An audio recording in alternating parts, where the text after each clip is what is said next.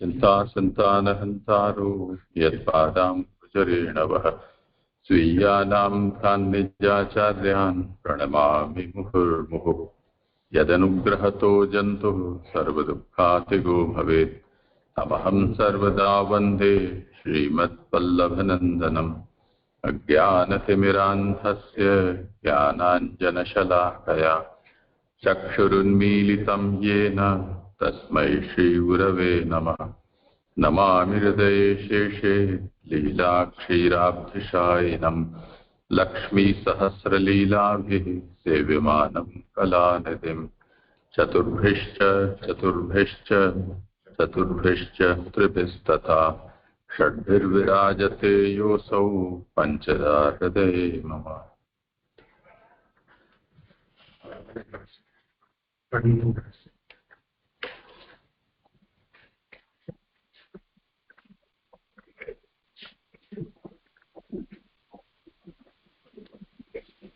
अरे आरंभ। हाँ जय दंडवत प्रणाम। हाँ हाँ करो।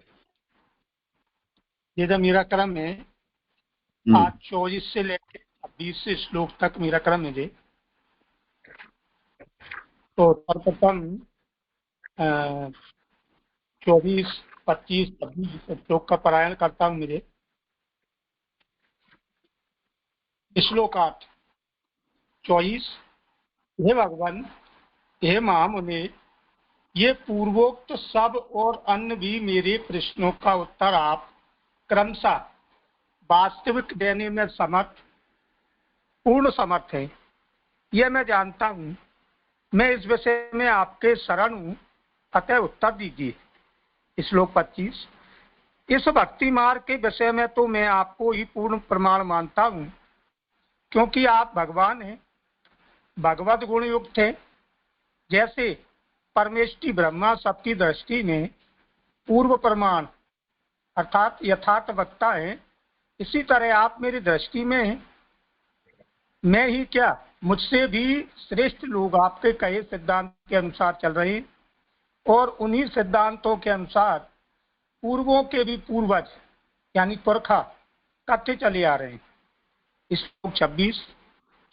हे ब्राह्मण श्रेष्ठ, मैं आपके मुख से भगवत कथा सुधा का पान कर रहा हूँ, इसलिए कुछ भी भोजन न करने पर भी मेरे प्राण ठहरे हुए निकले नहीं है।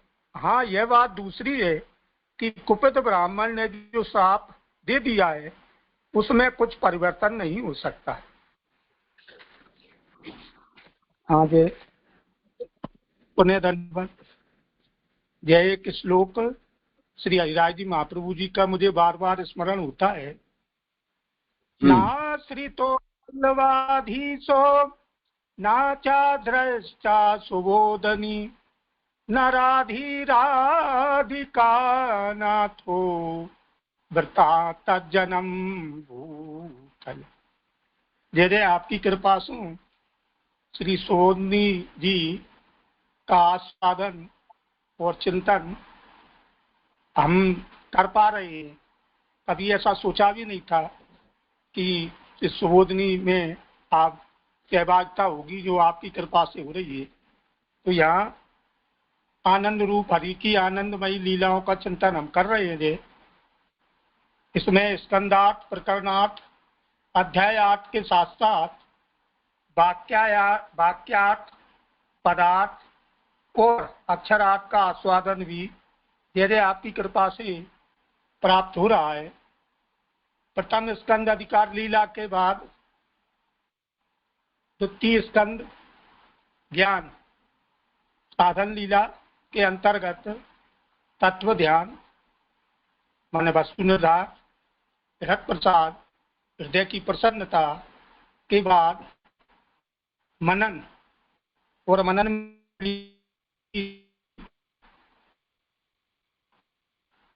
उत्पत्ति के बाद अब उत्पत्ति 8वां अध्याय का मनन अर्थात विमर्श चल रहा है, जिसमें राजा परीक्षित जिन विषयों में संदेह है उन साधारण विषयों में प्रश्न कर रहा है, जिससे भगवान के प्रति उसकी असंभावना और विपरीत भावना दूर हो जाए, जिससे महत्तम ज्ञान पूर्वक भगवान की शुद्ध भक्ति हो जाए।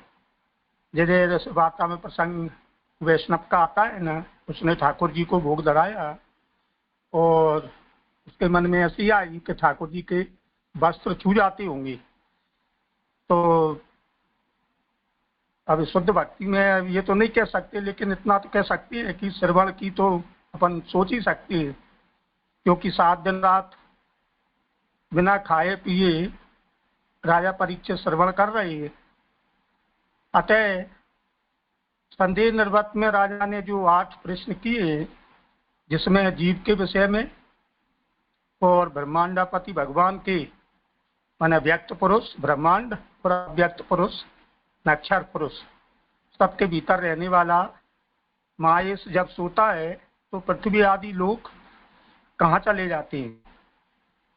नाना प्रकार के कर्म और उनकी गतियां, सुख दुख आदि फल, नापतोल, पृथ्वी पाताल दिशा आकाश, ग्रह नक्षत्र, पर्वत नदी समुद्र द्वीप, महापुरुषों के चरित्र, चारों वर्ण, आश्रम युग धर्म, मनुष्यों के साधारण धर्म, उनके आपद धर्म, तत्वों की संख्या, स्वरूप और लक्षण, इनके बारे में 14 से 23 श्लोक में जो विगत दिवस जो पारायण हुआ था, अवगाहन उसमें निकल चुका है। उसी में पुरुष की अवधारणा, अष्टांग योग, योगोत्तरों के ऐश्वर्य, लय, वेद उपवेद, धर्मशास्त्र, इतिहास, पुराणों का स्वरूप, अवान्तर फल, महाप्रलय आदि ये सब प्राणियों की उत्पत्ति, स्थिति, वैदिक कर्म, स्मार्थ कर्म, अग्निहोत्र आदि धर्म, काम कर्म, त्रिवर्ग, उनकी विधि, पाखंड मत, जीवन जीव का बंध और मोक्ष आदि। और उसी में आखिरी में ये प्रश्न है, ताकि स्वतंत्र भगवान अपनी माया से किस प्रकार क्रीड़ा करते हैं और प्रलय काल में उस माया को छोड़कर सहन करते हैं। यहाँ तक अपन पूर्व में कर चुके थे। अब चौथे 24वें श्लोक की स्थानिका देखता हूँ। आवासात इस तरह अत्यंत उपयोगी प्रश्नों को पूछकर राजा अब साधारण रूप से और भी प्रश्न करता हुआ उपसंहार करता है। सर्वम एतच्च भगवान पृच्छतो मेनु पूर्वसः तत्वतोर हर्षुदाहर्तु प्रपन्नाय महामुनि। श्लोकार्थ। हे भगवान, हे महामुनि, ये पूर्वोक्त सब और अन्य भी मेरे प्रश्नों का उत्तर आप क्रम से वास्तविक देने में पूर्ण समर्थ है, यह मैं जानता हूं। मैं इस विषय में आपके शरण हूं, अतः उत्तर दीजिए। व्याख्या। यह पूर्व में जो कुछ पूछ चुका हूं उन सबका, और जो नहीं पूछ चुका हूं उसका भी आप उत्तर दीजिए। माने ये जो पूर्व में जो प्रश्न राजा ने किए तो उनके विषय में, और जो नहीं पूछ पाया उन्हें उसका भी आप उत्तर दीजिए। हे भगवान, मैं अपने कार्य के लिए पूछ रहा हूं। मैंने अपनी जिज्ञासा के अनुसार प्रश्न किए, इसलिए प्रश्नों के क्रम से ही उत्तरों का क्रम भी रखिए।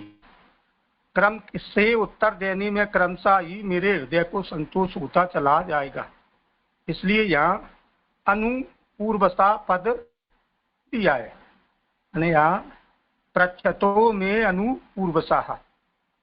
तो राजा ये कह रहे हैं कि मैं ये प्रश्न अपने समाधान के लिए पूछ रहा हूँ, मेरी जिज्ञासा है, तो इन प्रश्नों के आप कृपया क्रम से उत्तर दीजिए ताकि मेरे हृदय में संतोष हो। उत्तर देने में आप मेरी असामर्थ किंबा मेरे अधिकार पर दृष्टि न दीजिए, किंतु वास्तविक पदार्थों का निरूपण करिए। माने उत्तर देने में आप मेरे सामर्थ्य अथवा अधिकार, माने इन प्रश्नों के उत्तर मेरे सामर्थ्य के अनुसार है, माने इनको मैं सुनने का अधिकारी हूँ, तो ऐसा मेरे अधिकार पर ध्यान न देते हुए उनका जो वास्तविक स्वरूप हो वो मेरे से कहिए। इससे यह स्पष्ट होता है कि अन्य मतों का निराकरण अपने आप हो जाएगा।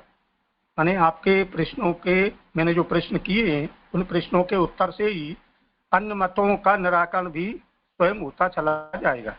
यद्यपि इतने उत्कृष्ट वक्ता से इतने उत्कृष्ट सिद्धांतों की श्रवण करने का अधिकार मेरा नहीं है, तथापि आपका अधिकार सिद्ध है, इसलिए आप तो कहिए। तो यहाँ पर परीक्षित जी कह रहे हैं कि इतने उत्कृष्ट वक्ता, आप इतने उत्कृष्ट वक्ता हैं, तो इतने उत्कृष्ट सिद्धांतों के, माने आप जो कहेंगे वो उत्कृष्ट सिद्धांत ही कहेंगे, तो उनको सुनने का मेरा यद्यपि अधिकार नहीं है, तो भी आपका अधिकार तो है, इसलिए आपको तो कहना ही चाहिए। यदि आप कहें कि फिर भी श्रोता के अधिकार की भी अपेक्षा रहती है, इसलिए तुम्हारे अधिकार के अनुसार उत्तर देना ठीक रहेगा, माने फिर भी ये बात तो अपन देख ही रहे सिद्धांत के अनुसार, क्योंकि पता उत्तम मध्यमहीन वक्ता और श्रोता का निरूपण अपन पूर्व में देख चुके हैं, और उत्तम का तो चल ही रहा है, तो अधिकार के अनुसार उत्तर देना चाहिए। माने श्रोता कैसा है तो उसका अधिकार जांच करके ही वक्ता को उसके प्रश्नों के उत्तर देना चाहिए। तो इसी आशंका के रूप में राजा यहाँ पे कह रहा है कि आप उसमें मेरा अधिकार मत देखिए, क्यों कि प्रपन्न आए, मेरा कुछ भी अधिकार नहीं है, तथापि मैं आपके शरण आया हूँ। शरणागत के आगे सब कुछ कहना उचित है, प्रपन्न के आगे गोपनीय कुछ भी नहीं है। मैं अपना दैन्य दिखाने के लिए बड़ा चढ़ाकर नहीं कह रहा हूँ, क्योंकि आप महामुनि, यहाँ पर राजा कह रहे हैं कि मेरा अधिकार हालांकि कुछ भी नहीं है, क्योंकि मैं आपकी शरण में आया हूँ, इसलिए शरण जो आया है तो वो उससे सब कुछ कहना चाहिए। तो यहाँ दूसरी बात भी कह रहे हैं कि मैं आपको देख के या अपना दैन्य दिखाने के लिए बड़ा चढ़ाकर आप माने आपसे पूछ रहा हूँ, ऐसा नहीं है। आप तो महामुनि हैं, ये जानकर कि आप महामुनि हैं, इसलिए मैं आपसे पूछ रहा हूँ कि आप सब मुझसे कहिए। जो किसी के हृदय की बात जाने वह मुनि, आप तीनों काल की बातें जान रहे हैं। तत्वों के विषय में जितना जो कुछ मेरा ज्ञान है वह भी आप जानते हैं, और जैसी मेरी शरणागति है यह भी आप जानते हैं। यह सूचित करने के लिए ही महामुनि संबोधन है। तो यहाँ पे कह रहे हैं कि मुनि तो उसे कहते हैं जो हृदय की बात को जान जावे। आप तो तीनों काल की बातें जानने वाले हैं, तत्वों के विषय में मेरा जो कुछ ज्ञान है, मुझे जो कुछ पता है वह भी आप जानते हैं।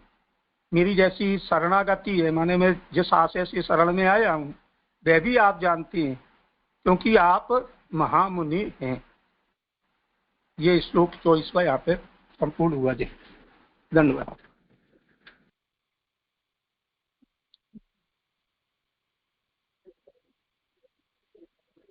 हाँ जी जी, धन्यवाद जी। जी यहाँ दूसरी पंक्ति में ये आया ना, हे भगवान मैं अपने कार्य के लिए पूछ रहा हूँ। तो अपने कार्य के मतलब उनके मोक्ष के लिए पूछ रहे, वही हुआ ना अपने कार्य। हाँ हाँ, मुझे ऐसा लग रहा है कि वो अपना कार्य के लिए, माने उन राजा के मन में जो पूर्व में सुखदेव जी ने जो स्वरूप कहा, स्थूल सूक्ष्म आदि, और जो प्रश्न हुए, तो वो माने उसकी जिज्ञासा के अनुसार वो पूछ रहे हैं। तो क्योंकि उनको भगवत प्राप्ति हो, मैं ऐसा समझ रहा हूँ कि अपने कार्य के लिए पूछ रहा हूँ, माने मेरी आसक्ति भगवान में दृढ़ हो जाए, और फिर मैं जो अपना शरीर छोड़ूं तो मेरा उद्धार या मोक्ष हो जाए। तो उस हिसाब, उस जिज्ञासा के अनुसार राजा प्रश्न कर रहे हैं, मैं ऐसा समझ पा रहा हूँ। ऐसा ही मुझे तो ऐसा नहीं लग रहा है, इसमें मोक्ष वोक्ष से की कोई बात नहीं है। यहाँ तो मूल में देखो, मैं पृच्छतो अनुपूर्वशः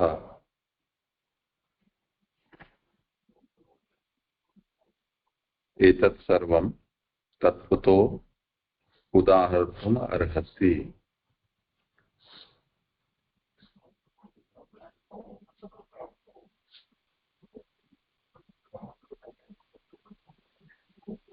तो जो मैंने पूछा है उसको आप, मेरे प्रश्नों का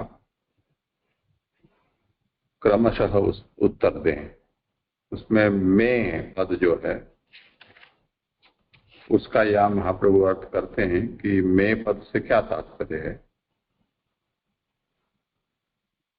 भवान पृच्छतो मैं मम कार्यार्थम प्रश्नानुपूर्वेण चित्तम समाहितम भवति इति आनुपूर्वेणैव वक्तव्यम्।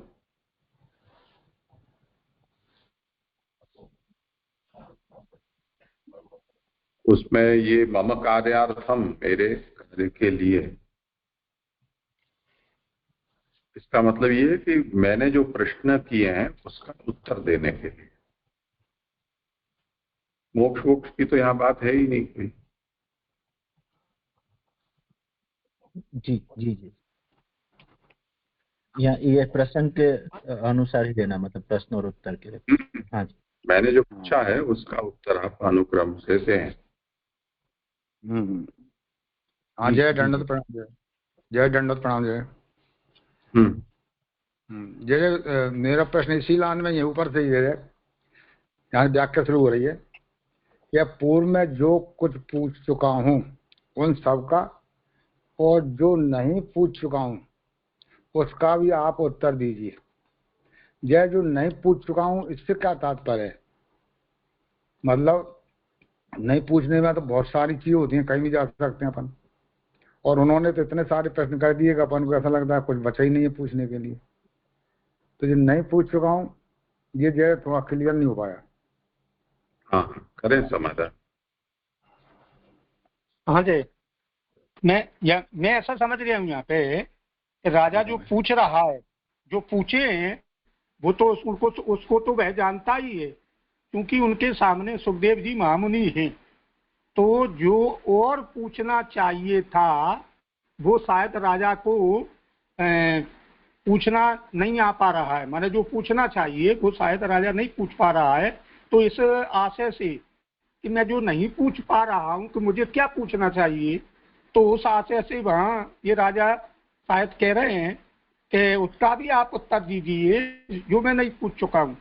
यानी पूछ चुका हूँ वो तो उनका उत्तर तो देना ही है, और उन सबका, और जो नहीं पूछ चुका हूँ उसका भी आप उत्तर दीजिए। शायद मुझे ऐसा लग रहा है।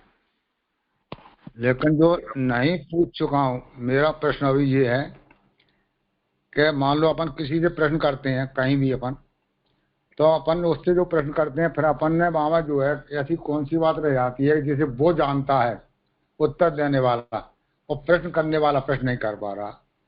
तो ऐसा प्रश्न जो है उत्तर देने वाले यानी सुखदेव जी वो जानते हैं, परीक्षित जी उसको नहीं जान पा रहे हैं। ऐसी कौन सी बात है कि जिसको वो जान पा रहे हैं, यानी सुखदेव जी जान पा रहे हैं? सुखदेव जी में ऐसी कौन सी विशेषता है, ये बताएं। हाँ, वो वही बात मैं कह रहा हूँ कि भाई जो राजा पूछ रहा है तो उसके पूछते ही सुखदेव जी तो समझ गए हैं, क्योंकि जो श्रेष्ठ वक्ता होते हैं तो पूछने का आशय समझ जाते हैं कि किस लिए पूछ रहा है। तो यहाँ पे राजा ने जो कुछ भी पूछा है तो उसकी समझ के अनुसार, माने उसकी ज्ञान के अनुसार, तो जो नहीं पूछ पाया माने जो पूछना चाहिए, माने मैं तो ऐसा ही समझ रहा हूँ कि आप तो सब कुछ जानते हैं, तीनों काल की जानते हैं, इसलिए मुझे क्या सुनना चाहिए या मुझे क्या पूछना चाहिए वो भी, माने जो मैं नहीं पूछ पाया हूँ वो भी आप मुझे समझाइए। मैं ऐसा ही समझ रहा हूँ, और जैसे समझाएंगे इसे। हाँ, दीजिए। फिर मुझे यहाँ पे ऐसे समझ में आ रहा है कि अभी ये जो प्रश्न तो पूछ चुके हैं उसके उत्तर देने के लिए राजा परीक्षित जी प्रार्थना कर रहे हैं, और जो नहीं पूछे, यानी हमने पूर्व में देखा था जी कि प्रश्न के उत्तर में जो गर्भित प्रश्न छुपा है कि एक प्रश्न से के उत्तर से दूसरा प्रश्न निकलेगा, उसके उत्तर से फिर और एक प्रश्न निकलेगा, जो अभी यहाँ पे पूछे नहीं गए हैं तो उनके भी उत्तर की प्रार्थना अभी से ही कर रहे हैं, ऐसे समझ में आ रहा है।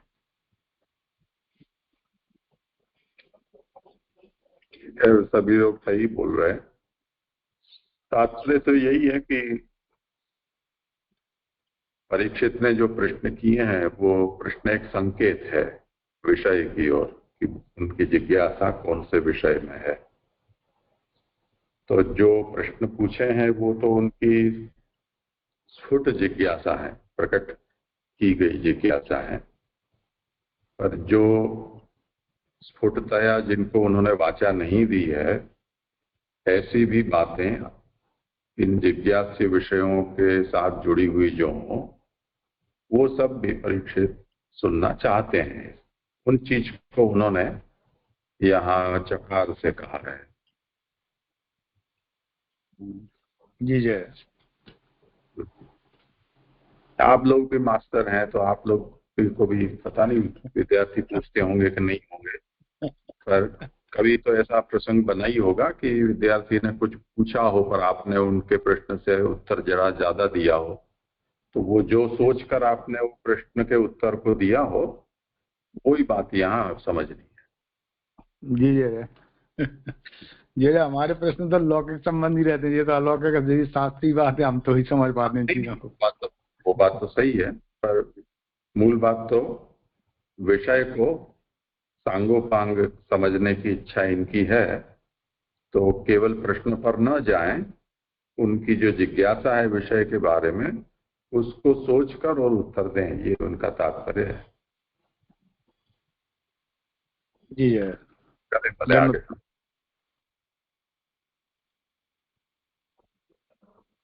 हाँ जी, अब आभासार्थ। यहाँ एक यह आशंका हो सकती है कि मेरे सिवाय और भी मुनि हैं, ये सब सर्वज्ञ कहे भी जाती हैं और नाना प्रकार के वक्ता भी हैं, तथापि उनका प्रमाण पाक्षिक ही है, क्योंकि एक ईश्वर के सिवा अन्य किसी का भी पूर्ण प्रमाण नहीं होता। मैं भी मुनि हूँ, वक्ता हूँ, तो फिर उनकी तरह मेरा भी प्रामाण्य पाक्षिक अपूर्णीय है। इसका उत्तर राजा स्वयं देता है। अब यहाँ पर ये शंका उठा रहे हैं, भाई आप मेरे से पूछ रहे हैं, तो मैं मुनि हूँ तो और भी मुनि है, वे भी नाना प्रकार के वक्ता हैं, तो उनका प्रमाण पाक्षिक है तो मेरा प्रमाण भी पाक्षिक होगा, तो फिर माने प्रमाण कैसे मानेंगे? तो इसके उत्तर में राजा इसका उत्तर स्वयं राजा देता है। अत्र प्रमाणम भगवान परमेष्ठी यथात्म भू परे चेहानु तिष्ठन्ति पूर्वेशाम पूर्वजे कृतम। श्लोकार्थ। इस भक्ति मार्ग के विषय में तो मैं आपको ही पूर्ण प्रमाण मानता हूं, क्योंकि आप भगवान हैं, भगवत गुण युक्त हैं। जैसे परमेष्ठी ब्रह्मा सबकी दृष्टि में पूर्ण प्रमाण माने यथार्थ वक्ता है, इसी तरह आप मेरी दृष्टि में मैं ही क्या, मुझसे भी श्रेष्ठ लोग आपके कहे सिद्धांत के अनुसार चल रहे हैं, और उन्हीं सिद्धांतों के अनुसार पूर्वजों के भी पूर्वज यानी पुरखा करते चले आ रहे हैं। व्याख्या। जगत के तत्व को समझाने के लिए पहला साधन ज्ञान है, और वह ज्ञान विरोध रहित होना चाहिए।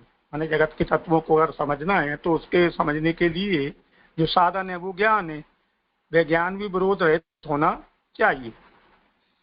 ऐसे ज्ञान को ही प्रमाण कहती हैं, माने उस ज्ञान को ही प्रमाण कहती हैं, अथवा वाद योग्य ज्ञान से भिन्न ज्ञान को प्रमाण कहती हैं, माने जिसमें बाद की संभावना न हो, ऐसे ज्ञान कोई प्रमाण कहती नहीं। तत्संबंधी ज्ञान रखने वाला प्रमाता किंबा वैसी बुद्धि अथवा जानने योग्य अबाधित विषय तीनों प्रमाण अर्थात विश्वास करने योग्य कहे जाए।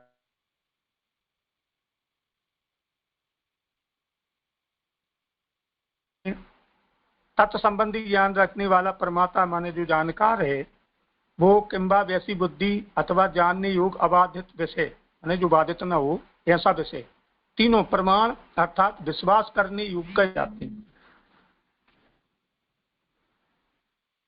कितने ही लोग प्रमाण शब्द को बहुत अर्थ वाला कहते हैं।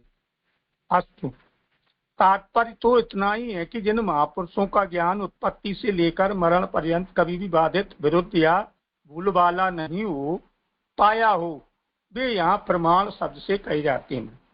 माने प्रमाण उसका दिया जाता है जो बाद योग्य न हो, माने यथार्थ माने जो प्रमाण है, माने जो जिसका विरोध ना हो उसी को प्रमाण कहा जाता है। मैं ऐसा समझ पा रहा हूँ। जहाँ माने जो उत्पत्ति से लेकर और मरण पर्यंत कभी भी बाधित ना हो, विरुद्ध या भूल वाला ना हो, वो प्रमाण शब्द से कहा जाता है। वेद से विलक्षण इस भक्ति मार्ग में आप और वेदार्थ के विषय में आत्मभू ब्रह्म प्रमाण कहलाती। माने वेद से विलक्षण इस भक्ति मार्ग में तो आप और वेदार्थ के विषय में आत्मभू ब्रह्म माने परमेश्वर ब्रह्मा, इनकी वाणी यथार्थ माने इन्होंने जो कह दिया वो प्रमाण है।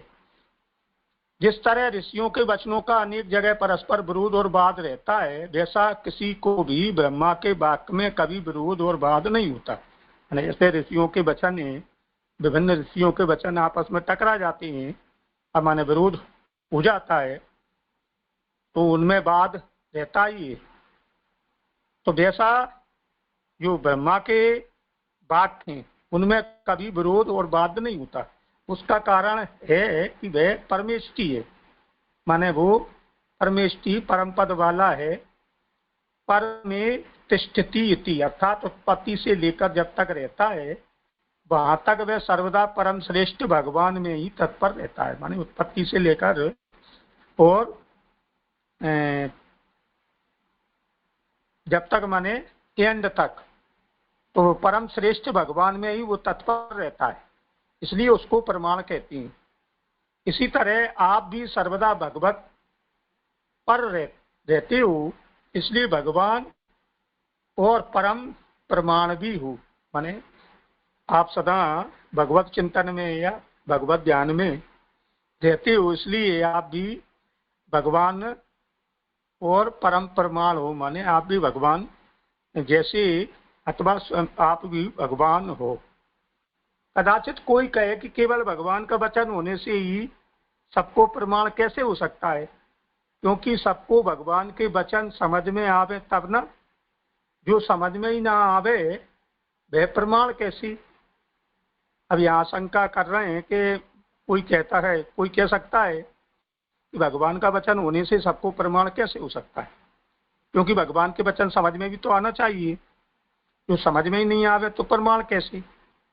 तो इसको उत्तर में कहते हैं परे चेहानु तिष्ठन्ति, माने मुझसे बड़े जिन्होंने परम तत्व को समझ लिया है वे महंत लोग भी आपके कहे पदार्थ में व सिद्धांत में विश्वास करते हैं।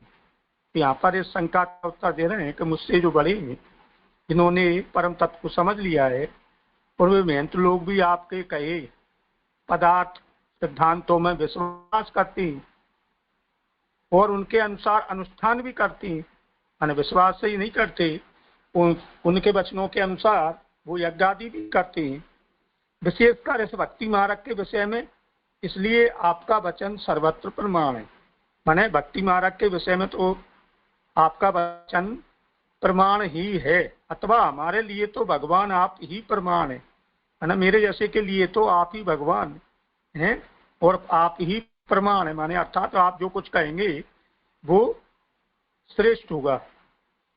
पर दूसरे लोग तो प्रामाण्य का विचार किए बिना ही अपने पूर्वज और पूर्वजों के पूर्वजों ने जो कुछ किया तदनुसार ही करते हैं। माने दूसरे लोग जो प्रमाण अप्रमाण्य का विचार किए बिना, माने उनके पूर्वज और पूर्वजों के पूर्वज जो कुछ करते आए हैं उनको सदाचार ही प्रमाण है, माने उन्होंने जो किया वही वो प्रमाण मानते हैं। किंतु मुझे तो आपके वचन में संदेह ही नहीं है। जब वो उनको ही प्रमाण मानते हैं तो मुझे तो आपके वचनों में संदेह भी नहीं है। यहाँ ऐसा राजा परीक्षित जी कह रहे हैं। ये 25 नंबर श्लोक पूरा हुआ जहाँ पे जे जैसे एक बात मेरे समझ में नहीं आई ये जहाँ पे। सबसे पहले मैं ही पूछ लेता हूँ। अरे ऋषियों के वचनों का अनेक जगह परस्पर विरोध और वाद रहता है, तो हाँ ऋषियों के वचनों का विरोध मुझे कोई उदाहरण नहीं मिला जी।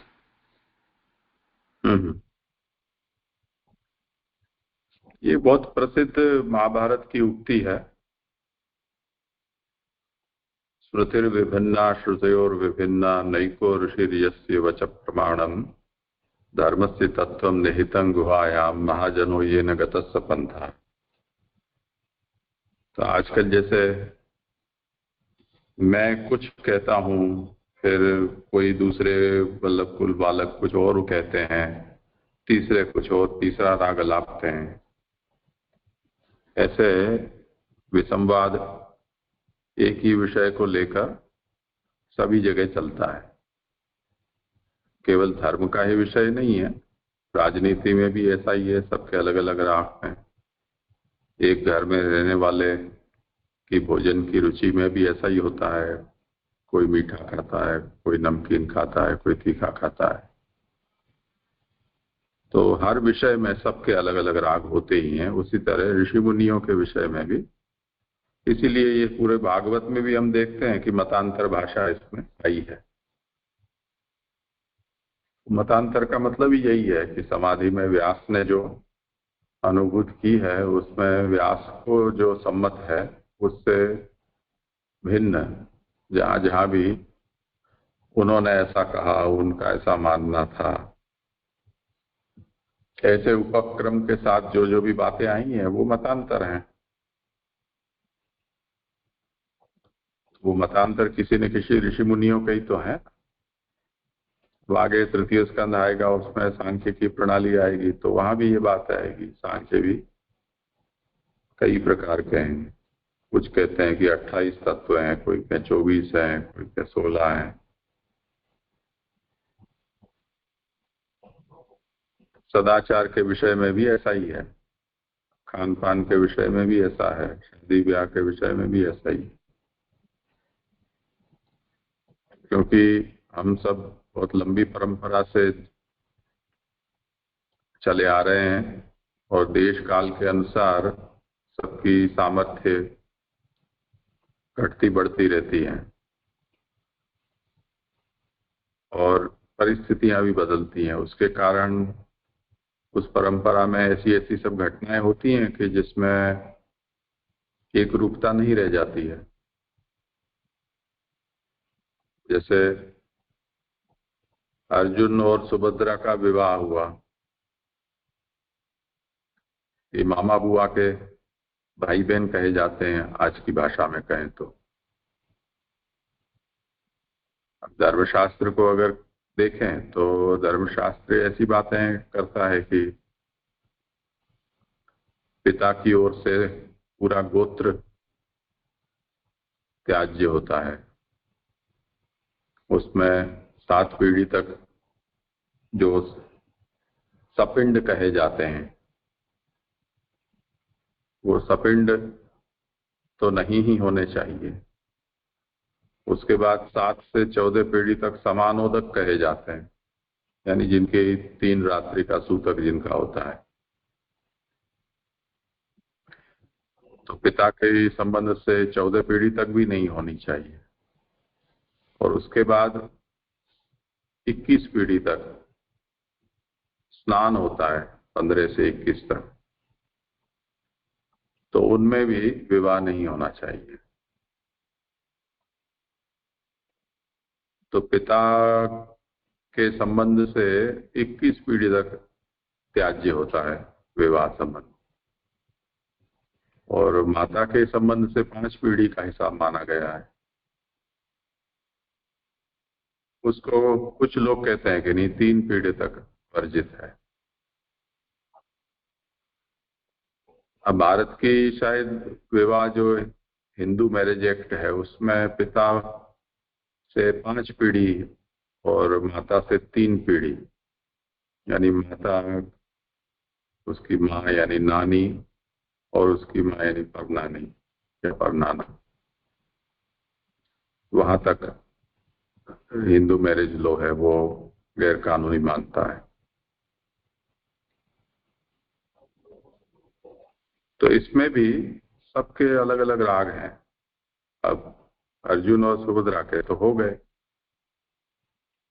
कैसे हो गए? तो कहा कि मेरी क्षत्रियों में तो ये राक्षस विवाह जो है, अपहरण करके अपने बाहुबल का प्रयोग करके और किया जा सकता है, उसमें केवल इतना ही देखना है कि सगोत्र न हो।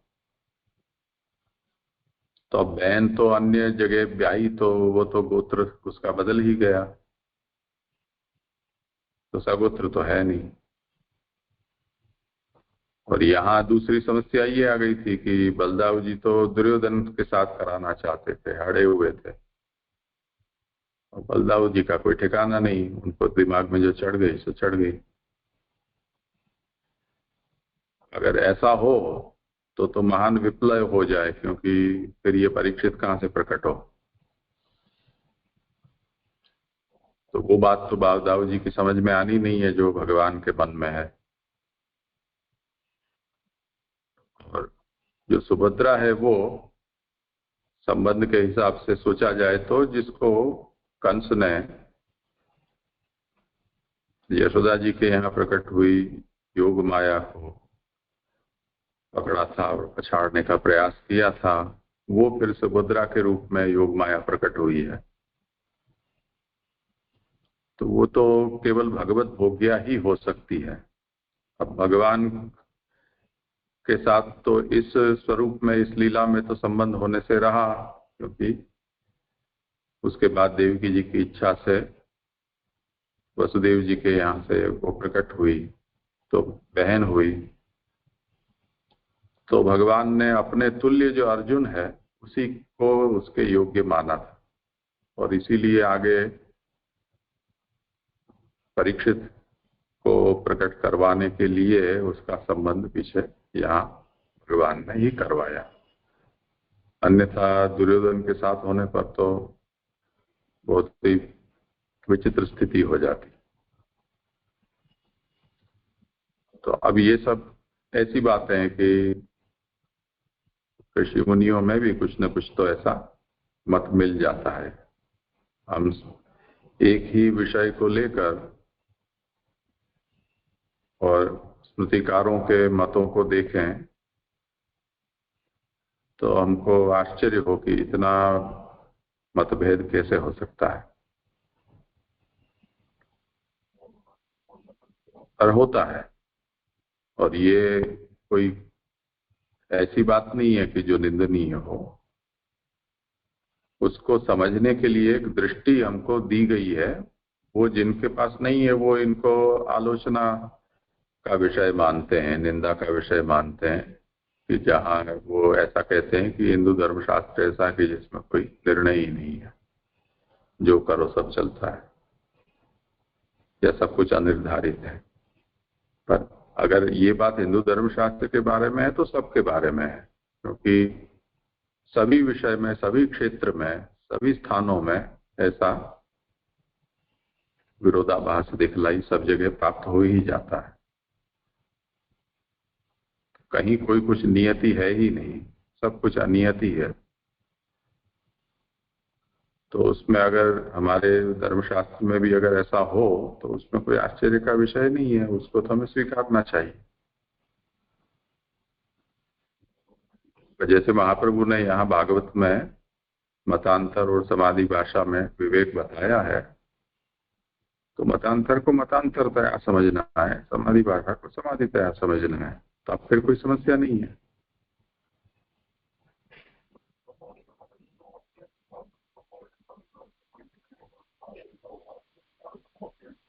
ठीक है, करें आगे। ये प्रमाण के मानी शब्द को जो समझाने के लिए जो 5वीं लाइन में जो आया, जैसे कि कितने ही लोग प्रमाण शब्द को बहुत अर्थ वाला कहते हैं। ये बहुत अर्थ वाला समझ में नहीं आया, क्योंकि उसके जो समझाने के लिए कहा है कि अस्तु, तात्पर्य तो इतना ही है कि जिन महापुरुषों का ज्ञान उत्पत्ति से लेकर मरण पर्यंत कभी भी बाधित, विरुद्ध या भूल वाला नहीं हो पाया हो, उसे यहाँ प्रमाण शब्द से कहा गया है। तो ये बहुत अर्थ वाला से इसे कैसे समझे जो समझाया है? करें समाधान। हाँ जी, मेरे ये समझ में आया कि माने बहुत प्रमाण, माने प्रमाण जो माने किसी वस्तु का को प्रमाणित करना है, प्रमाण देना है, तो उसके कई अर्थ हो सकते हैं। मैं समझ पा रही हूँ कि माने जैसे अबाधित विषय प्रमाण, कितने ही लोग प्रमाण शब्द को बहुत अर्थ वाला कहते हैं। अस्तु, तात्पर्य तो इतना ही है कि जिन महापुरुषों का ज्ञान उत्पत्ति से लेकर मरण पर्यंत कभी भी बाधित, विरुद्ध या भूत वाला नहीं हो पाया हो, वे यहाँ प्रमाण शब्द से कही जाती हैं। माने जो अबाधित, माने बाधित ना हो, माने अबाधित हो, वही प्रमाण है। मेरठ के केवल इतना ही समझ में आया, बहुत अर्थ से तात्पर्य मेरे समझ में नहीं आया।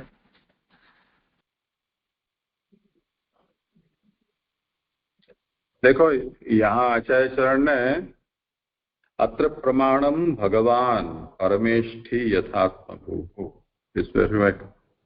इस विषय में यहाँ तो आप प्रमाण हैं। प्रमाण है का मतलब क्या है? तो प्रमाण शब्द की व्याख्या आचार्य चरण कर रहे हैं। एक व्याख्या की कि प्रमाण का मतलब है अबाधित ज्ञान को प्रमाण कहते हैं, यानी ऐसा ज्ञान कि जिसका बाध न होता हो, यानी जो कैंसिल नहीं होता हो। अथवा उसको दूसरे शब्द में कहें तो बाध योग्य व्यतिरिक्तेवा, बाध योग्य जो ज्ञान है उससे जो अत्यंत भिन्न प्रकार का जो ज्ञान है उसको प्रमाण कहा जाता है। उसके बाद कहते हैं, अब उसका विवरण करते हुए कि तत्संबंधी प्रमाता प्रमाकरणम वा प्रमा विषयो वा तत्सर्वम प्रमाणम इत्युच्यते। तो ऐसा जो ज्ञान है जो बाध योग्य व्यतिरिक्त हो या बाधित ज्ञान हो, ऐसे ज्ञान से संबंधित जो प्रमाता यानी जानने वाला, और प्रमाकरणम यानी ज्ञान का जो साधन, जैसे ज्ञानेंद्रियां है वो ज्ञान का साधन प्रमाकरण कही जाती है, अथवा प्रमा विषय, इन सबको प्रमाण कहा जाता है। और कुछ लोग कहते हैं कि प्रमाण शब्दम नानार्थम आहु। कुछ लोग तो प्रमाण शब्द का अर्थ या प्रमाण शब्द को भिन्न भिन्न अर्थ वाला कहते हैं। यानी प्रमाण शब्द के अर्थ में ही इतने मत हैं कि जो कोई एक परिभाषा उसकी नहीं करते हैं।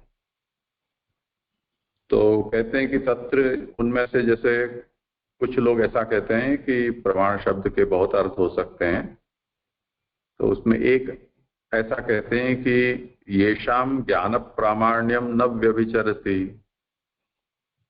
उत्पत्ति प्रवृत्त्यामरणन्ते प्रमाण शब्देन उच्यन्ते। यानी जिनका ज्ञान, जिनके ज्ञान का प्रामाण्य कभी भी व्यभिचरित नहीं होता हो, यानी उनका कहा हुआ कभी गलत नहीं हुआ हो। कैसा कि उत्पत्ति से लेकर, यानी वो पैदा हुए तब से लेकर मरे तब तक उनकी कोई बात कभी भी गलत नहीं हुई हो, वो प्रमाण है। ये एक अर्थ हो गया उसका। तो अब ये व्यक्ति के विषय में हो गया, ज्ञान के लिए नहीं होकर या ज्ञान के साधन के लिए नहीं होकर व्यक्ति के बारे में हो गया।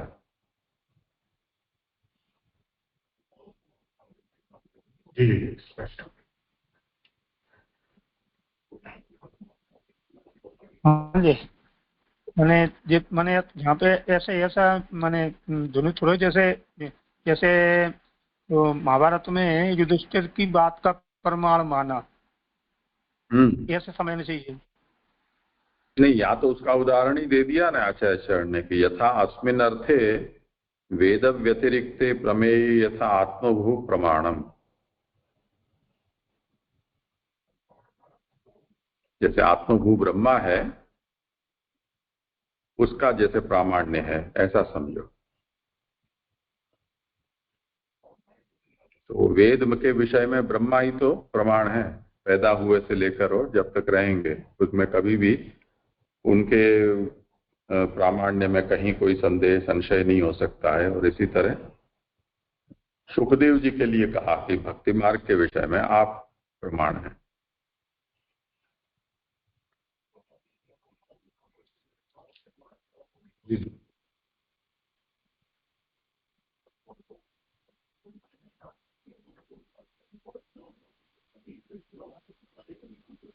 जी राम जी जैसे यानी यहाँ पे हमको तो जो महाप्रभु जी जो ले रहे हैं वो ये जो यहाँ जो बात आई परमेष्ठी वो ही लेना है ना, यानी सब जगह पे, सिर्फ भागवत जी में ही ऐसा नहीं, लेकिन महाप्रभु जी का जो मत है वो तो यही है, ऐसे ही लेना है। और दूसरों का जो मत है वो ऊपर जो कहे गए हैं वो है। नहीं नहीं, ये सब अर्थ तो प्रमाण के हैं ही ना। अच्छा, नहीं क्योंकि जैसे फिर ये तो बहुत लचीला हो गया ना, क्योंकि ये क्या लिखा है कि भाई तात्पर्य इतना है कि जिन महापुरुषों का अपने उत्पत्ति से लेकर मरण पर्यंत तक कभी बाधित, विरुद्ध या भूल वाला नहीं हो पाया हो, तो उसमें तो सब आचार्य और सब फिर आ जाएंगे। या तो इसको तो कैसे ले, क्योंकि हर एक के लिए दूसरा जो है वो या तो भूल वाला है या तो विरुद्ध है। तो ये तो बहुत जैसे खुला हुआ कोई ऐसी डेफिनेशन हो गई। तो प्रमाण शब्द के लिए तो इसमें कोई गलत क्या है? प्रमाण तो है ही ना, उसको कहा ही जा सकता है। अच्छा, क्योंकि वो सबके लिए एक ही होगा ऐसा नहीं होगा, फिर ऐसा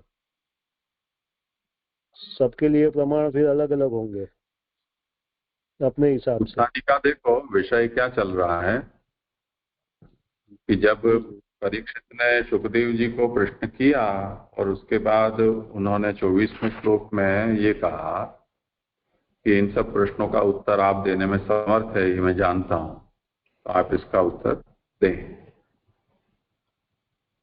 उसके ऊपर अब ये आशंका हुई, सुखदेव जी ये कहें कि तुम मेरे गले क्यों पड़े, मैं अकेले ही हूं क्या? और मुनि और हैं। और बात भी सही थी, जहां बैठे हुए थे परीक्षित और सुखदेव जी आए तो उस समय बड़ा जमघट था वहां। सुखदेव जी के बाप व्यास वहां बैठे हुए थे, नारद भी थे। तो इतना बड़ा जमघट था और इतने ऋषि मुनि थे, उसमें उनके सामने यानी सुखदेव से के सीनियर मोस्ट बहुत लोग थे। और तब परीक्षित सुखदेव को ऐसी सब बात करें बढ़ा चढ़ा के, तो सुखदेव जी को भी झेप तो हो जाए ना कि जिनसे मैंने पढ़ा है वो मेरे सामने बैठे हुए, तुम ऐसी कैसी बात कर रहे हो। तो वो ये कह रहे हैं कि मुनियों तो और भी हैं और जितने हैं सबके सब सर्वज्ञ माने जाते हैं, और भी वक्ताएं हैं। तो यथा तेषाम पाक्षिकम प्रामाण्यम तथा ममापि भविष्यति। अगर उनका प्रामाण्य पाक्षिक है तो मेरा भी हो सकता है ना पाक्षिक प्रामाण्य।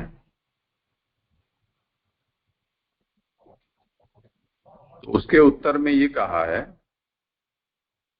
कि जैसे परमेष्ठी जो ब्रह्मा है उसका वेद में प्रामाण्य है, उस तरह से मेरे लिए इस भक्ति मार्ग के विषय में आप प्रमाण हो। तो प्रमाण शब्द जिस अर्थ में प्रयुक्त होता है उसकी विवेचना आचार्य चरणों ने की है कि इतने इतने अर्थों में प्रमाण शब्द प्रयुक्त होता है, और इस सभी अर्थ में परीक्षित कह रहे हैं कि सुखदेव प्रमाण रूप हैं, चाहे अबाधित ज्ञान के रूप में या बाध योग्य व्यतिरिक्त के रूप में, या उत्पत्ति से लेके और मरण पर्यंत जिनके ज्ञान का प्रामाण्य कभी व्यभिचरित नहीं हुआ है, उस अर्थ में जिस किसी भी अर्थ में कहो आप प्रमाण हो। जी जी जय जय। लेकिन जय जी यानी वैसे तो हम जो भागवत जी में भी जिस तरीके से समाधि भाषा लेते हैं वैसे ही हर जगह महाप्रभु जी वही उसको ही प्रमाण ले रहे हैं ना कि भाई जो साक्षात प्रभु के मुख से हो, या तो जैसे वेद में भी साक्षात प्रभु से सुनने में जो आया है उसको ही हम प्रमाण मानते हैं कि जिसमें जो मनुष्य की कोई प्राकृत बुद्धि या तो उसकी बुद्धि का कोई विनियोग न हुआ हो। तो उस तरीके से मैं सोच रहा था, तो इस तरीके से महाप्रभु जी ने तो इसको ही लिया है हर जगह पे। जी जी यहाँ पे तो समझ में आ गया जी। ठीक है, जी प्रणाम। करो आगे। हाँ जी जी। अब यहाँ 26वें श्लोक का आवासात आ रहा है। अब ये बात आई परमेश्वर की ब्रह्मा तो सबकी दृष्टि में प्रमाण है और मेरे लिए तो आप ही प्रमाण हो। और फिर ये कही कि पूर्वजों के पूर्वज भी जो कुछ करते आए वो उनको प्रमाण है, और उनको तो संदेह भी हो सकता है, लेकिन मुझे तो आपके वचनों में कोई संदेह भी नहीं है। तो यहाँ आवासात में अभी बात आ रही है कि विशेषकर मैं तो आपके वचनों से ही जी रहा हूँ, अन्यथा तक्षक रूप महाभय का श्रवण कर चुका हूँ, अतएव उस भय से ही मेरा मरण हो जाता। तो राजा कहता है न मे अथवा परायांति ब्रह्मन अनस्तनाद अमी पिबतोच्युत पीयूषम अन्यत्र उपी तावद दुजात। श्लोकात। हे ब्राह्मण श्रेष्ठ, मैं आपके मुख से भगवत कथा सुधा का पान कर रहा हूँ, इसलिए कुछ भी भोजन न करने पर भी मेरे प्राण ठहरे हुए निकले नहीं है। हाँ, यह बात दूसरी है कि कुपित ब्राह्मण ने जो श्राप दे दिया है उसमें कुछ परिवर्तन नहीं हो सकता है। व्याख्या। हे ब्राह्मण, मेरे प्राण 2 दिन तक न खाने पर भी निकल नहीं सके। आप सर्वज्ञ हैं, इसलिए इस बात को समझ सकते हैं, इसलिए ब्रह्मा ने ये संबोधन दिया। यहाँ पे परीक्षित जी कह रहे हैं कि मेरे प्राण 2 दिन से मैंने कुछ खाया पिया नहीं है, तो 2 दिन नहीं खाने पर प्राण निकल भी सकते हैं, लेकिन मेरे प्राण नहीं निकले हैं, तो आप इस बात को समझ सकते हैं। हे ब्राह्मण, प्राणों को कलेश पहुंचा है यह दिखाने के लिए अमी पद दिया है। परीक्षित राजा है, इसलिए एक उपवास में ही दुखी हो गया है।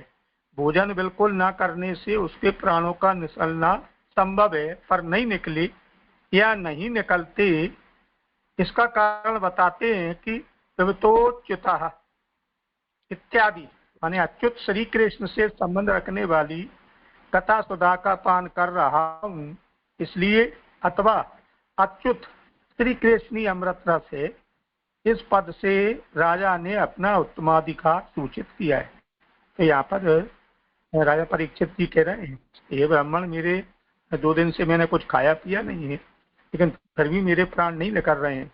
तो माने सामान्य जन एक उपवास में ही दुखी हो जाते हैं, तो जिनको 2-3 दिन से खाना न मिले तो उनके प्राण निकल सकते हैं, लेकिन शायद श्री कृष्ण की जो कथा है, जो उस माने जो अमृत रूपी कथा है, उस कथा के कारण माने श्री कृष्ण में चित्त की वृत्ति लगने से या श्री कृष्ण की कथा के रस में मगन होने से माने मेरे प्राण बचे हुए हैं, अर्थात प्राणों की तरफ ध्यान ही नहीं है, माने कथामृत की तरफ ध्यान है। तो यहाँ इस पद से राजा ने अपना उत्तमाधिकार माने मैं कृष्ण कथा सुनने का उत्तमा माने सुनने का अधिकारी हूँ या उत्तमाधिकारी हूँ, ये सूचित हो रहा। यहाँ प्रश्न होता है कि एक कृष्ण कथा रूप अमृत जिस तरह क्षुधा का निवारण कर रहा है, इसी तरह ब्राह्मण कोप से होने वाली मृत्यु का भी निवारण कर देगा। तो यहाँ पे प्रश्न हो सकता है भाई ये कृष्ण कथा रूप अमृत माने जिसके कारण से उसकी क्षुधा माने भूख का निवारण हो रहा है, तो उसी कथा से ब्राह्मण के कोप से होने वाली मृत्यु का भी निवारण हो सकता है। तो इसके उत्तर में राजा कहता है कि अन्यत्र यह बात नहीं हो सकती, माने ये बात नहीं हो सकती। क्यों? और न मैं यह चाहता ही हूं, और अगर हो भी तो मैं ये नहीं चाहता कि ऐसा हो। ये बात ठीक है कि इस कथामृत से प्राण घातक सभी विघ्न दूर हो जाते हैं, किंतु ब्राह्मण के कोप से प्राप्त होने वाला प्राणोपघातक दूर नहीं हो सकता। माने भगवत कथा से सभी तरह के विघ्न दूर हो जाते हैं। जैसे तो उसमें गोपी गीत में आया है ना, तब कथामृतम तप्त जीवनम कवि विरीडतम कलमसापहम श्रवण मंगलम श्रीमदाततम भुवि गृहांति ते भूरिदा जना। माने आपकी कथा जो है वो संसार से तप्त या सारे विघ्नों को दूर करने वाली है। तो यहाँ पे वही बात महाप्रभु जी कहना चाह रहे हैं कि फिर राजा ये चाहता है कि उससे ये प्राण घातक भी दूर हो जाए, है ना, ब्राह्मण का कोप भी दूर हो सकता है, लेकिन मैं ऐसा नहीं चाहता। क्यों? ये तक्षक रूप मेरी मृत्यु यदि हटे तो फिर वह उसका कोप उस ब्राह्मण का ही नाश कर दे। माने उस कथा रूपी अमृत से अगर मान के चलो मेरी मृत्यु रुक जाती है, तो चूंकि वह साफ है इसलिए जिसने दिया है उसका फिर वह नाश करेगा। माने ऐसा कुछ मेरी समझ में आ रहा है। मृत्यु के वेग से दबा हुआ कोप एक का नाश तो जरूर करेगा। माने मृत्यु के वेग से दबा हुआ ये कोप माने किसी का ना किसी का तो नाश होगा। तो ऐसी अवस्था में ब्राह्मण का मरण हो उसकी अपेक्षा तो मेरा मरण हो ये अच्छा है। यहाँ पे राजा कह रहे हैं कि भाई कि किसी एक का मरण होगा तो उसमें मेरा मरण हो जाए ये श्रेष्ठ है, ब्राह्मण का मरण क्यों। इसलिए मैं ये चाहता हूँ कि यह सर्व घातकों का निवारण करने वाला कथामृत कोप रूप घात का निवारण न करे। माने ये कृष्ण कथा का जो रस है वो सर्व घातकों का निवारण करने वाला है। तो ये इस जो साप रूप जो कोप हुआ है उसका निवारण न करे और निवारण नहीं ही करेगा, ये मुझे निश्चय है। और मैं ये जानता हूँ कि इसका निवारण वह नहीं ही करेगा। यहाँ पर जैसे 26वां श्लोक पूर्ण हुआ। हाँ जय दंड प्रणाम। जय इसमें लास्ट का जो है नीचे से ऊपर की 5वीं लाइन, यह तक्षक रूप मेरी मृत्यु यदि हटे तो फिर वह उसका कोप उस ब्राह्मण का ही नाश कर दे। जय अर्थात जो श्राप देता है उस श्राप का जो किसी कारण से भगवत कृपा से यदि वो दूर हो जाए, माने उसको अपने से हटा दे वो, तो श्राप देने वाले को उलट कर उसका खुद का नाश कैसे कर देती है, ये तो समझ में नहीं आई ये बात। करें समाधान। हाँ जी, हाँ जी, जैसे अपन कई बार सुनते हैं ना कि जो श्राप दिया गया है तो जिसने दिया है और जिसको दिया है, अगर किसी कारण से माने एक तो भगवत कृपा से वो दूर भी हो सकता है, लेकिन अगर दूर नहीं हुआ तो फिर देने वाले का ही नाश करेगा। जैसे ऐसा मैंने सुना है, जैसे ऐसा माने उदाहरण तो ऐसा नहीं मिला लेकिन सुना है जी, उसी के आधार के शायद यहाँ पे वही बात महाप्रभु जी कह रहे हैं, मैं ऐसा समझ पा रहा हूँ। उदाहरण अम्बरीश राजा का तो प्रसिद्ध है ना, अम्बरीश का तो जी जी आप उदाहरण सही मिलेगा आप सही मिलेगा। उन्होंने कृत्या दुर्वासा ने उनके ऊपर छोड़ी थी और जब वो उसका नहीं कर पाई तो दुर्वासा के पीछे लग गई। ऐसे इसी तरह होलिका का भी प्रहलाद जी के ऊपर है कि उसको जलाने के लिए वो आई और वो स्वयं ही जल के भस्म हो गई।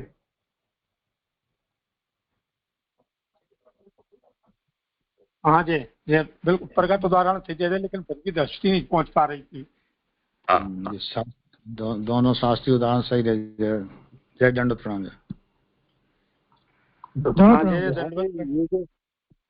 यहाँ पे ये जो बात आई ना जैसे कि ये कि किंतु ब्राह्मण के कोप से प्राप्त होने वाला प्राणोपघातक दूर नहीं हो सकता, तो पहले ये बात बताई और फिर बाद में ये बता रहे कि भाई ये दूर नहीं करना चाहते, हो भी जाता तो दूर नहीं करना चाहते। तो यानी वो रिजल्ट क्या है, यानी हो सकता है दूर या नहीं हो सकता है, वो मुझे स्पष्ट नहीं हुआ।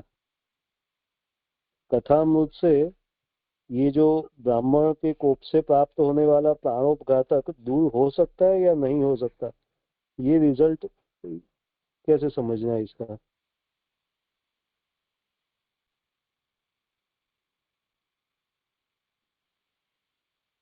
नहीं, वो कथामृत से हो तो सकता था, लेकिन उसमें फिर ठाकुर जी की इच्छा है ना, तो उसमें तो फिर ठाकुर जी की इच्छा जैसी होगी वैसा होगा।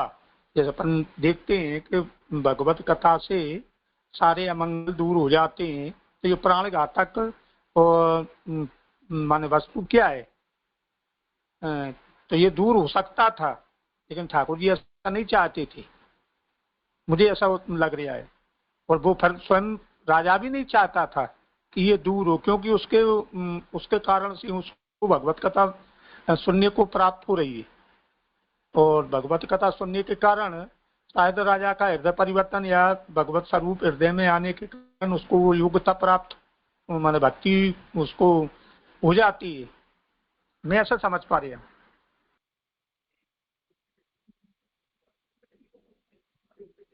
हाँ वो तो सही है, वो प्रभु की इच्छा है, राजा की भी इच्छा नहीं है, वो भी बात सही है, लेकिन एक्चुअली जो उसका कथामृत से हो तो सकता है ना, फिर ऐसा समझे कि नहीं हो सकता, क्योंकि ये जो सेंटेंस आया ना, यह बात ठीक है कि इस कथामृत से प्राणघातक सभी विघ्न दूर हो जाते हैं, किंतु ब्राह्मण के कोप से प्राप्त होने वाला प्राणोपघातक दूर नहीं हो सकता। और फिर नीचे तो उसकी जो इच्छा थी राजा की भी नहीं जाए, वो दूर नहीं हो तो अच्छा है, ऐसा बता दिया। तो इसलिए थोड़ा कंफ्यूजन हो रहा है मुझे। प्रभु की इच्छा तो सही है, लेकिन जी इसको कैसे समझे? अब वो तो यही देखो, इसकी आशंका जो है वहीं पर स्पष्ट किया है। मूल में ये बात कही गई है कि आपके मुख से भगवत कथा का श्रवण ये कर रहे हैं, इसलिए भोजन आदि की भी मुझे अपेक्षा नहीं रह गई है और मेरे प्राण अभी भी रुके हुए हैं।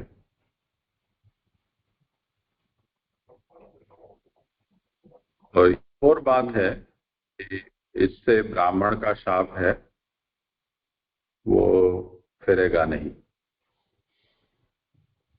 तो उस पर ये कह रहे हैं कि जब कथामृत से भूख प्यास भी मिट जाती है तो ब्राह्मण का शाप भी, उसका भी निवारण क्यों नहीं हो सकता है। तो यथा इदम अमृतम क्षुधम निवारयति, ये कथामृत जो भूख का निवारण कर सकती है, तथा शापम अपनी निवारयिष्यति, तो ब्राह्मण शाप का भी निवारण कर देगी। तो परीक्षित अपनी ओर से ही कह रहे हैं कि अन्यत्र कुपिता द्विजादिति, ये क्रोधित द्विज के शाप की बात अलग है, बाकी भूख प्यास मुझे नहीं बाधा कर रही है। तो उससे क्या कहना चाह रहे हैं कि अनेन कथामृतेन सर्वैव प्राणोपघातकाः निवर्तन्ते, प्राण का उपघात जिन जिन कारणों से होता है वो सभी का निवारण इस कथामृत से हो जाता है। परम यह कुपिता द्विजात, जो कुपित द्विज से तक्षक के रूप में जो प्राण का उपघात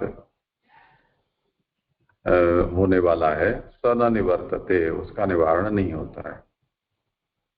तो क्यों नहीं हो सकता है? तो कह हो तो सकता है, पर अगर हो तो क्या हो, अन्यथा सकोपस तमेव द्विजम नाशयेत, तब फिर वो तक्षक मुझे नहीं दस के और वो शाप देने वाले को दस लेगा। मृत्युना ही आक्रांतः कोपः एकम सर्वथा नाशयति, क्योंकि किसी एक का तो नाश होना ही होना है। तो कह रहे हैं कि तो हो जाने दो, शाप देने वाले का नाश हो जाने दो। तो उस पर कहते हैं कि ब्राह्मण मरणापेक्षया स्वमरणमेव वरम, ब्राह्मण मरे उसके बजाय तो मेरी मृत्यु हो जाए वो श्रेष्ठ है। इत्यस्मत् कामनया सर्व निवारकम अपि इदम अमृतम तन्न निवारयिष्यति, इसलिए मैं ये नहीं चाहता हूं कि ब्राह्मण की मृत्यु हो। इसलिए यद्यपि ये जो कथामृत है वो सभी कष्टों का निवारण करने वाली है, पर ब्राह्मण शाप का निवारण नहीं करेगी।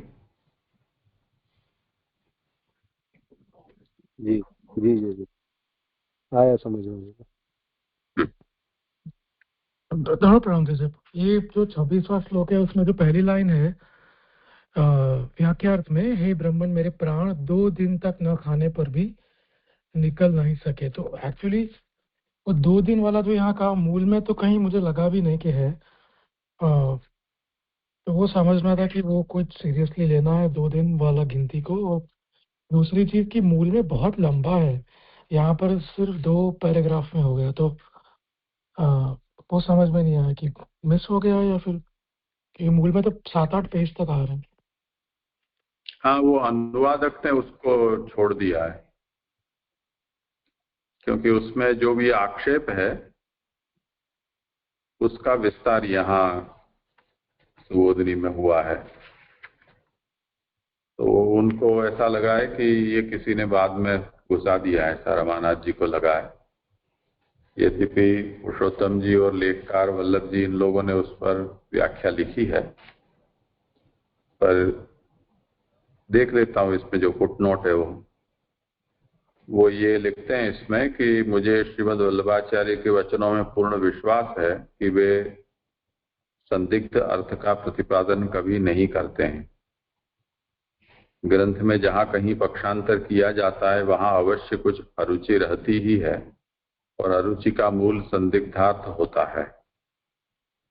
वल्लभाचार्य के वचनों में संदिग्धार्थ नहीं, अतएव पक्षांतर भी नहीं है, किंतु सुबोधिनी के मूल भागवत के बिना ही अनेक जगह अथवा इस तरह से पक्षांतर पाए जाते हैं।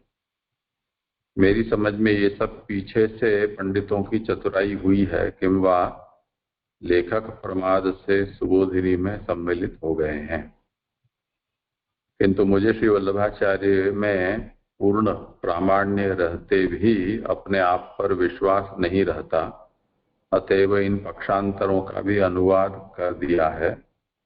यहाँ पक्षांतर में शास्त्र का अप्रामाण्य आता है। ये नोट इन्होंने दी है और अंत में भी दी है कि इसके आगे एक स्वतंत्र लेख सुबोधिनी में सम्मिलित हो गया है, क्योंकि एवं आपातः प्रश्नार्थो निरूपित यह प्रारंभ स्वोक्त में अरुचि और अप्रामाण्य प्रकट करता है, सो श्री वल्लभाचार्य की कृति में संभव नहीं। आक्षेप गर्भ प्रश्नों की सूचना तो सर्वत्र सुबोधिनी में ही कर चुके हैं। केवल आक्षेप ही, आक्षेप तो युक्त भी नहीं, अनुवादक, ऐसा उन्होंने यहाँ पर दिया है। तो जो मूल संस्कृत सुबोधिनी के साथ जो अनुवाद छपा है उसमें सुबोधिनी के अंश में जो विस्तार तुमको दिखाई दिया वो इसमें छपा है, पर अनुवाद है वो इन्होंने संक्षेप में ही छपा है।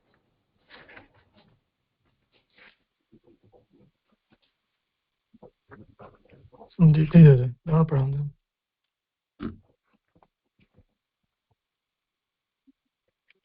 ठीक है, आज समय हुआ है तो यहाँ विराम रखते हैं।